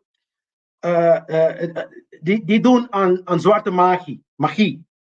Dat betekent, ze gaan jou van A naar B krijgen, oké, door je te manipuleren. Oké? Gaan we niet vertellen dat de regering dat niet doet. Dat heb ik net al verteld. Ja, het betekent gewoon het manipuleren van gedachten. Dat betekent regering. Een regeringsorgaan is daar bedoeld voor. Om jouw gedachten aan te passen. Je perceptie te manipuleren. Zodat je doet wat ze je vragen. Ja? Daar houden de donkere occultisten mee bezig. Ja? En de donkere occultisten zijn niet in de voorfront. Geloof me maar. Ik zit ook in een groepje van mensen. En sommige van hen zijn ook donkere occultisten. Ja, die zie je nooit. Die zitten boven de kopje daar van de regering. Boven de kopje daar van de koning zelf. Ja. Laat me het even zo zeggen. De koning zelf is een bitch daarvan. Ja, want de koning is ook een slaaf. Oh ja, ik heb het gezegd hoor. Ik ging daar. Je mag deze klippen. En laat het gewoon lekker op de social media gaan. Koning en de koninklijke familie zijn ook slaven. Ja? En ze zijn alleen maar hoger slaven. Dat is het enige verschil. Want als je een chessboard hebt, een schaakbord, heb je de koning en de koningin. En dan heb je nog steeds de chessmeester. De meester in het schaakspel. Die zijn de donkere occultisten. Ja, en dan heb je dan koning en koningin. En uiteindelijk, als het puntje komt bij paaltje, uiteindelijk, als het spelletje voorbij is, een koning moet dood. Want ze zijn ook slaven. En in tussentijd, al die pionnen zijn dood. Al die ridders en al die andere mensen, allemaal dood. Dat zie je ook in de doodkaart van de grote arkanen. Ze zijn allemaal dood. En wat we dan noemen dan de witte magiërs, degene die dan zeg maar niet dat doen, laten we het even zo zeggen, die zijn er ook. En die proberen de mensen uit te leggen en uitleg te geven. Om zo iemand te hebben moet je betalen voor, kerel. Je kan niet gratis krijgen. Maar deze witte magiërs, die hebben, ik vind, en dat heb ik ook heel vaak gezegd, want als je het boek The Kybalion leest, dan begrijp ik wat ik nu zeg. Want ze hebben het idee dat de progressie van de mensheid automatisch moet gebeuren. En dat jij naar hun toe moet gaan. En dat de informatie zeg maar niet gedeeld mag worden, want anders kunnen bijvoorbeeld jullie die naar mij nu luisteren, gebruiken voor iets slechts. Omdat jullie niet moreel zijn. Daarom geef ik je goed genoeg, meer dan genoeg, om moreel te worden. En verder dan dat krijg je niet van me, sorry. Dan moet je betalen ervoor. Of tenminste je aandacht geven. Niks is gratis in de wereld. Dus je moet discipline hebben. Dit kaart die gaat over discipline. Het symboliseert het voltooide werk en het voortdurende toewijding om beter te worden. Er is heel veel meer te bereiken als de mensenras. Als jij weet wat voor jou te wachten staat, dan ren je die kant op. Dus dan ben je niet eens, dan ben je niet eens aan het werken wat je aan het doen bent. Dan ren je gewoon deze kant op. De pad van wijsheid. De 9 van Pentakel staat voor zelfredzaamheid. Je hebt zoveel materiaal, genoeg om voor jezelf alle soort dingen te kopen, zodat je jezelf kan ontwikkelen. Ja? Dus de zelfredzaamheid, waardering voor succes. Die mensen hebben heel vaak waardering voor succes. Dan ben je in ieder geval goed bezig. Want sommige mensen die zijn rijk en zijn nog steeds aan het klagen. Omdat ze natuurlijk geen voltooiing hebben. Ze hebben wel misschien financiële succes bereikt, maar ze hebben geen voltooiing of tevredenheid bereikt. Want het is iets dat op een ander niveau gebeurt. Het gebeurt niet op de financiële vlak. Heel veel mensen denken van ik moet alleen maar geld hebben om gelukkig te zijn. Nieuwsflash. Gaat niet gebeuren. Niks van buiten kan je binnen gelukkig maken. Niks. 0. En ook niet iemand anders. 0. 0. Je moet het zelf creëren intern. Met je wil. Met je eigen wil. Met je wilskracht gebruiken. Weer een mythe gewoon kapot gemaakt met mijn hamer. Zie daar de wijngaard vertegenwoordigen zelfred, succes en onafhankelijkheid. Zeg maar. Je bent vrij. Enigszins, je hebt alles wat je nodig hebt. De vogel betekent vrijheid. En wijngaard overvloed. Dan zie je daar druiven. Heel vaak druif wordt gezien als overvloed. Ja? Je hebt alles wat je nodig hebt om te bereiken. Mensen, in het oude Egypte, ik ga je een beetje uitleggen hier, dat je dan dit kaart heel goed gaat begrijpen. In het oude Egypte waren ze dan van bewust dat het land, die kan niet zonder de mens. En dan de mens kan ook niet zonder het land. Ze moeten elkaar hebben zodat ze moeten elkaar hebben om te ontwikkelen. Dus je ziet heel vaak dat de Egyptenaren een soort pact maken met wat ze dan noemen de geest van het land. Of de geesten van het land. Nou, als je een klein beetje in het occulte hebt ingedoken, dan begrijp je, geest zijn dingen. Dus al wat materiaal is geest. Ja, ook je tafel. Ja, het is een geest, is geest. Je begrijpt het niet, omdat je natuurlijk niet je tijd hebt genomen om te begrijpen wat een fuck geest is in de eerste instantie. Maar tenminste, om een verhaal af te maken, daarom kan ik niet uitgebreid praten, want dan gaan ze zeggen, ja, maar het is onzin wat je zegt. Maar omdat je niet in de wetenschap daarvan hebt ingedoken. Wat wij dan geest noemen, uiteindelijk is het materiaal. Het uitzicht als materiaal. Dus oké, misschien kan ik het op deze manier formuleren, dan is het voor de grote publiek beter. Het is de weerspiegeling van materie. Dus als jij materie in de spiegel kijkt, dan zie je daar geest. Zo kan ik het ook zeggen. Als je jezelf in de spiegel kijkt, dan zie je daar je geest. Ja? Dan kan je tenminste een klein beetje begrijpen wat ik naartoe doe. Oké? Dus dingen zijn geest. Dus de Egyptenaren die maakten dan zeg maar een afspraak met de geest. Ja, zodat ze dan voor de land zorgen. Dat is logisch. Dus als jij je land verzorgt, dan gaat het land wat? Bloeien, groeien. Dus als je plant en dat soort dingen. Daar gaat het om. Iedereen die geboren wordt, heeft recht. Dat begrepen ze wel. Dat begrijpen wij nu niet. Iedereen die geboren werd, die had recht op een stuk land. En als je dan op de 21ste jaar bent gekomen, dan noemen ze dan de jaar van bewustzijn. Dan had je recht om een stuk land, zodat je zeg maar je gezin kan opvoeden. En je gezin kan verzorgen. En dan kan je dat op verschillende soorten manieren kan je dat organiseren. Maar je krijgt een stuk land, dan kan je tenminste een stuk hutje erop bouwen. Wat krijg je nu? Niks. Wordt geboren, wat erf je? Geen moer. Een stuk vastgoed dat ik nog slaaf moet zijn, want ik moet blijven betalen op die fucking huis. Dat krijg ik als ik dan binnen dit materiële wereld ben geïncarneerd. Dit is wat ik krijg als dank. Dan wil je meer tot slaaf maken. Nummer 10 is de uiteindelijke voltooiing. Ja, dat is de Kybalion, yes. The lips of wisdom are closed except for the ears ears of understanding. Ja. Ik raad iedereen aan, om dit boek te lezen. De Kybalion. Als we praten over wakker worden, man. Jesus Christus. Dat is een van de... Dit boek staat op een van mijn top 10 boeken. Dit boek. Ja, dankjewel. Dankjewel, Eva.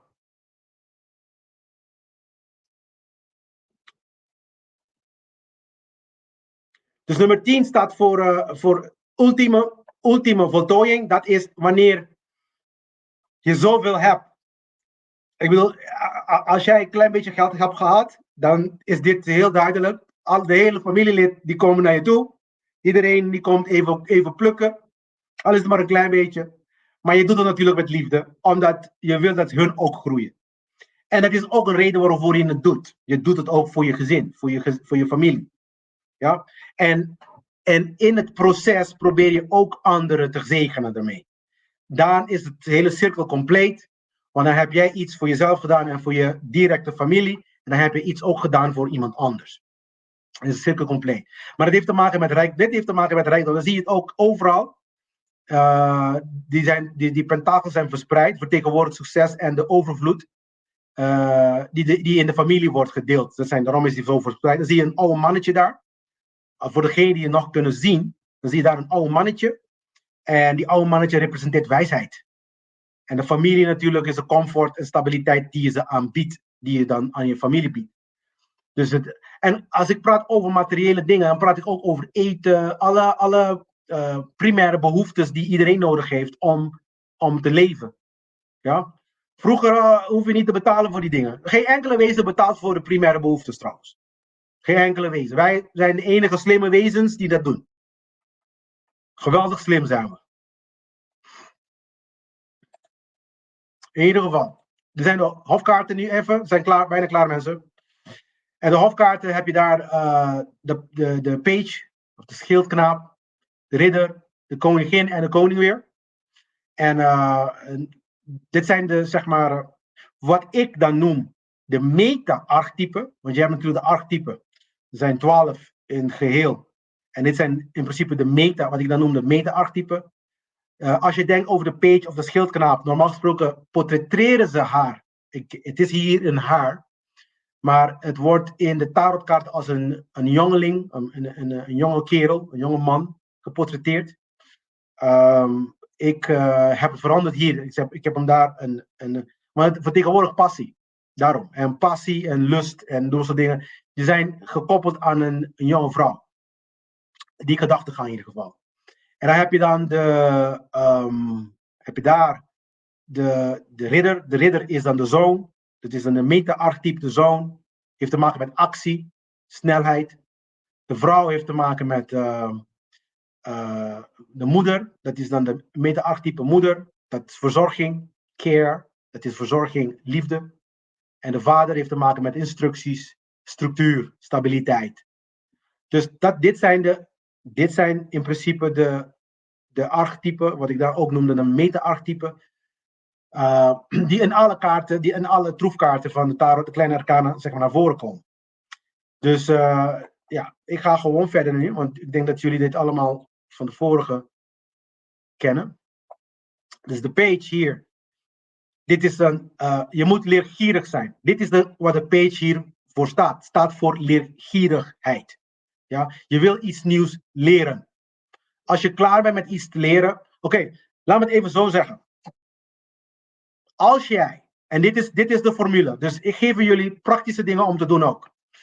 Heel vaak doe ik dat om de onduidelijkheid weg te halen.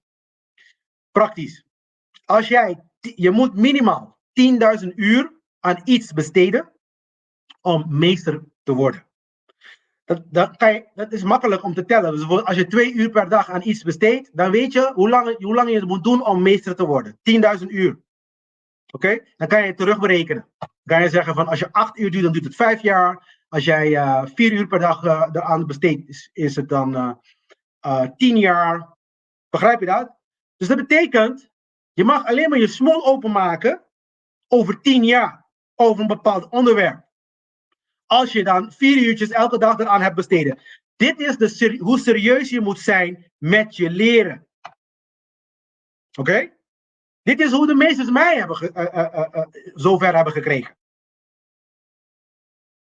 Eerst 10.000 uur in een bepaald materiaal besteden. Ik besteed mijn tijd in het occulte. Dan pas mag je erover praten.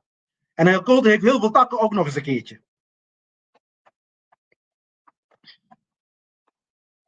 Maar dit is de leergierigheid en vastberadenheid. Dus je moet vastberaden zijn. Je moet wel zeggen van ik ga het halen. Ook al kost het me mijn kop. Ik ga het doen. Dus het heeft te maken met enthousiasme ook. Je moet enthousiast genoeg zijn om iets nieuws te leren. Ja, en dan zie je hier dan de pentakel. Hij houdt de pentakel vast voor zich.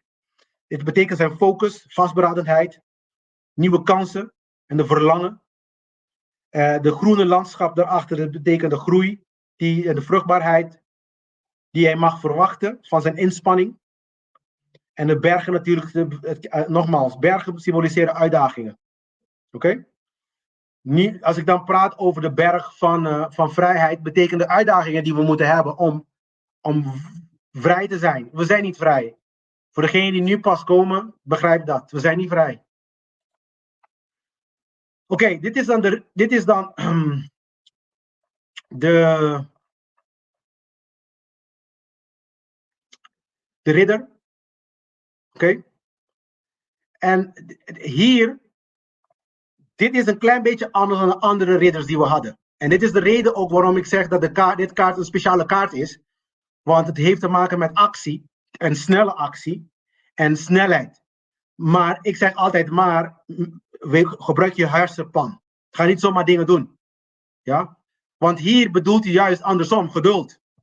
Ja? Want we willen niet dat je impulsief bent. Oké? We willen wel dat je snel handelt, maar in wijsheid snel handelt.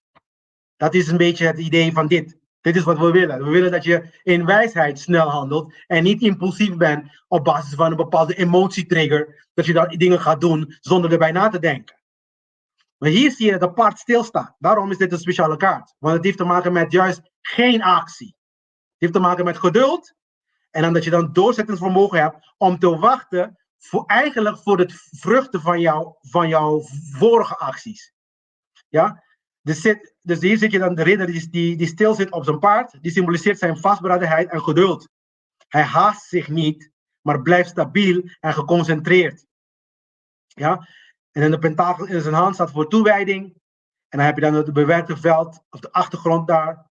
Is het harde werk en toewijding om de grond vruchtbaar te maken en succes op te bouwen. Ja? Dus het is juist andersom, omgekeerde. Dus de kwaliteit is geduld en doorzettingsvermogen dus.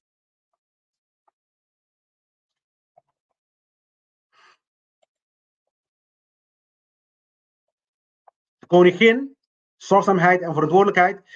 Als je dan de koningin krijgt, eigenlijk heeft te maken met stabiliteit en praktisch leiderschap. Ja?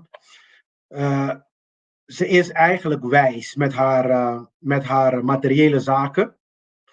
Ik wil zelf zeggen, met alles in haar huis, alles in haar omgeving wordt wijs beheerd. Dat is een kwaliteit die je moet hebben. En klaar. Ja, zelfs mannen moeten deze kwaliteit hebben. Je moet je huis goed voor kunnen verzorgen. Je moet dit kunnen doen gewoon. Heel vaak zeggen ze, ja, het is de vrouw zijn taak. Nee, jij moet het ook kunnen doen. Ja?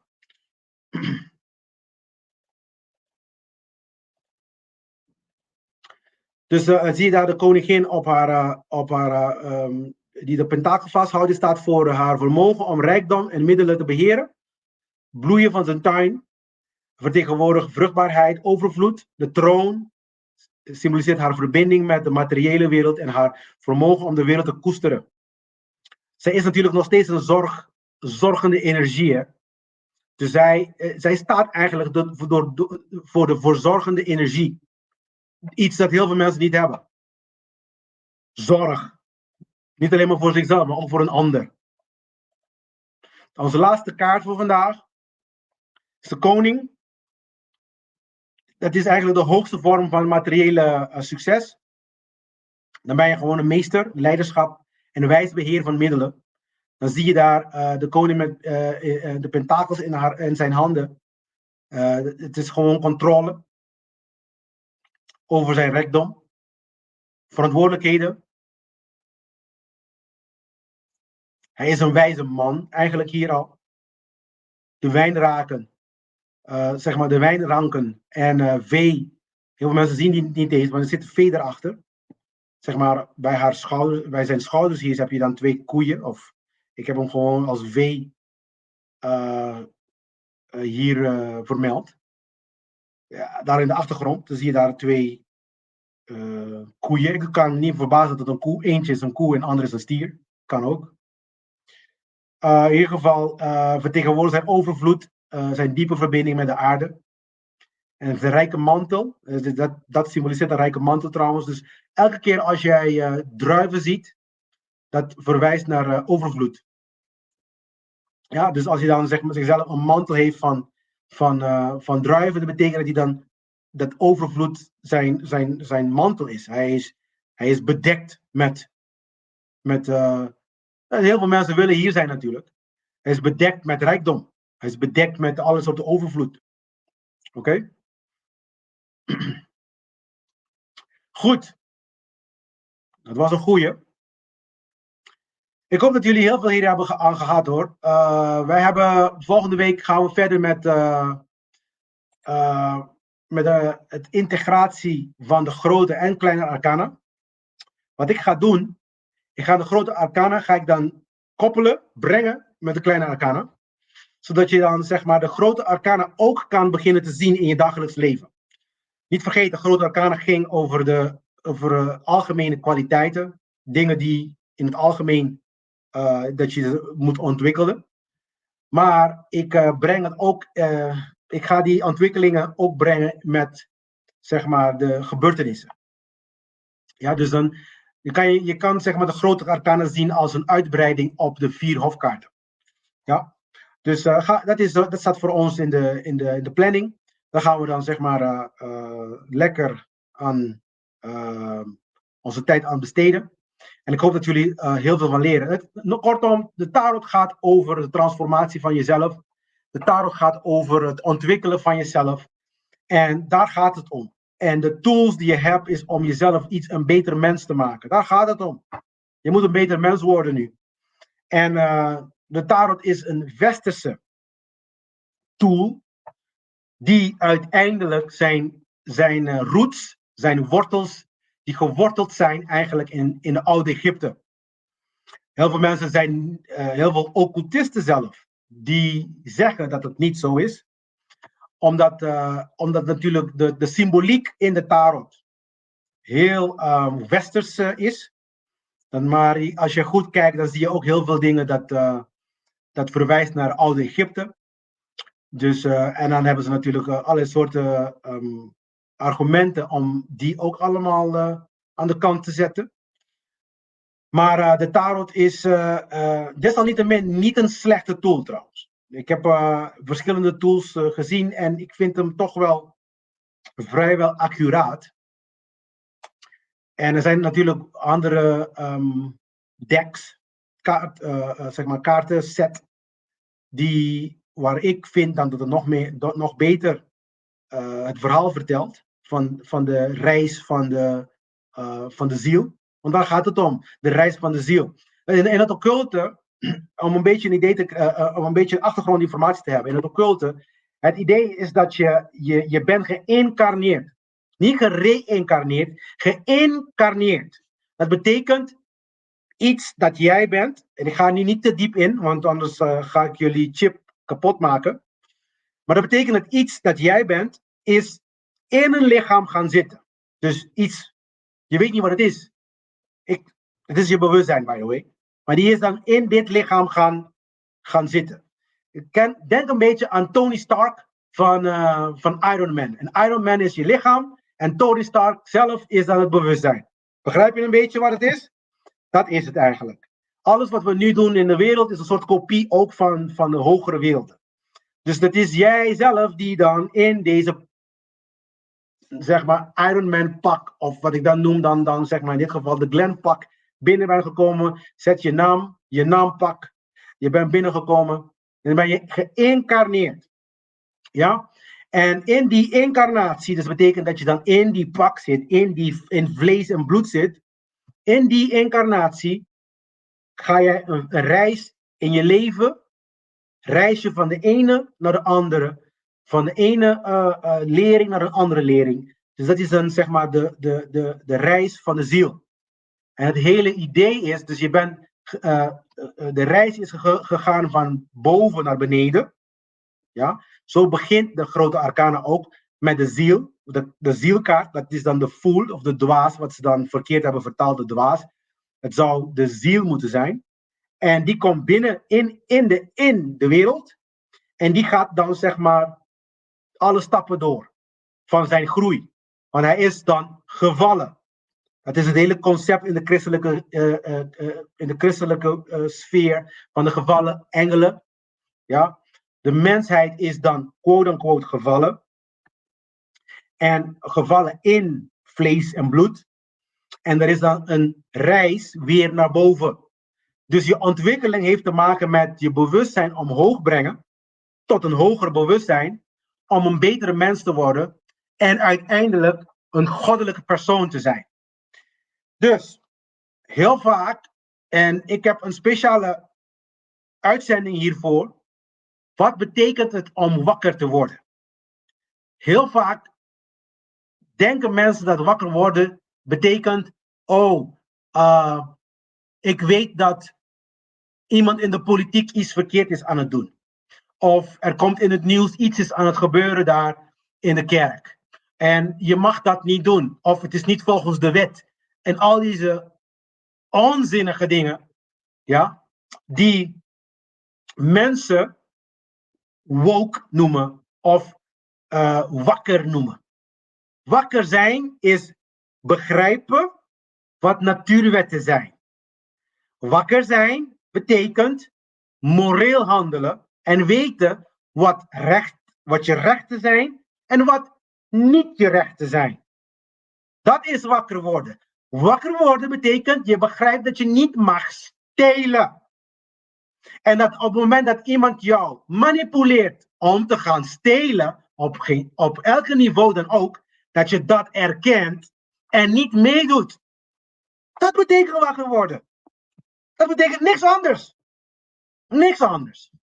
Dus al die enige dingen van, ja, ik mag besluiten welke geslacht ik ben, LGBTQ en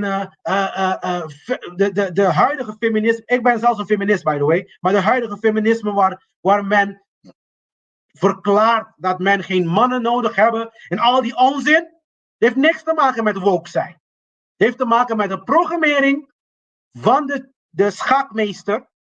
Ja, dat heeft ermee te maken. De programmering van de schakmeester. En dit moment, deze tijd noemen ze dat de perfecte programmering noemen ze het. Dat mensen, de satanisten, dat zijn de donkere occultisten aan de top. Ja, die hebben zelf vermeld uit hun eigen woorden. Ja, in een van mijn podcasts heb ik Shrek zijn interview laten zien.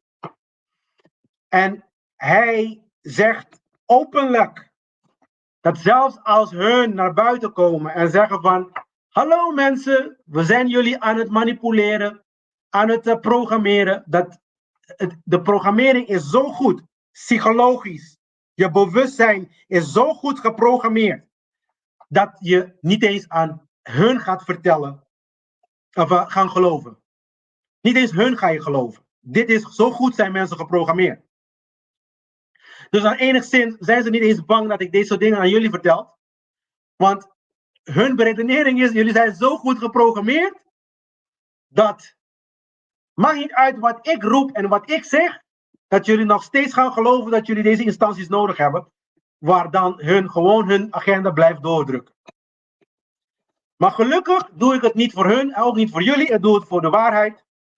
En ik zou zeggen, neem het met 2 handen. als jij echt iets wil leren en groeien en zeggen van ik wil iets hiermee gaan doen, neem het met 2 handen. Want het is niet iets dat je gaat krijgen tegenwoordig gratis. Geen enkele goeroe daarbuiten die zegt je die dingen zo duidelijk zoals ik het zeg. Dat deze dingen weg moeten. Dat de Belastingdienst stelen is. Niemand zegt die dingen. Iedereen die zichzelf een goeroe noemt of iemand die zichzelf zogenaamd een occultist noemt, die vertellen die dingen niet. Die zeggen altijd, ja, je moet het blijven respecteren. Nee, je moet moreel worden en die dingen moeten weg. Dat moet het. En klaar? Ja? Maar goed, mensen, ik ga jullie verlaten. Het was weer een plezier om met jullie deze thema's te bespreken. Dit is natuurlijk wat ik voor iedereen wenst. Goddelijk zijn betekent moreel zijn. Betekent met liefde en zorg met elkaar omgaan. Niet stelen dus van elkaar. Dat betekent die dingen. Niks anders. En ook niet stelen mogelijk maken door instanties en constructies waardoor jij achter kan schuilen en zeggen wij, ik was het niet. Ook niet. Zo werkt de natuurwet ook trouwens niet. Hè? De natuurwet die ziet dat jij ook meedoet. Daarom ben je aan het sufferen. Daarom heb jij slechte momenten of slechte tijd in je leven. Heel vaak is dat daardoor. Nou, niet heel vaak, eigenlijk altijd. Ja, dus ik hoop dat jullie iets hebben geleerd vandaag, mensen. Dit segment. Als jullie vragen hebben, kun je me altijd natuurlijk mail sturen. Maar voor nu zeg ik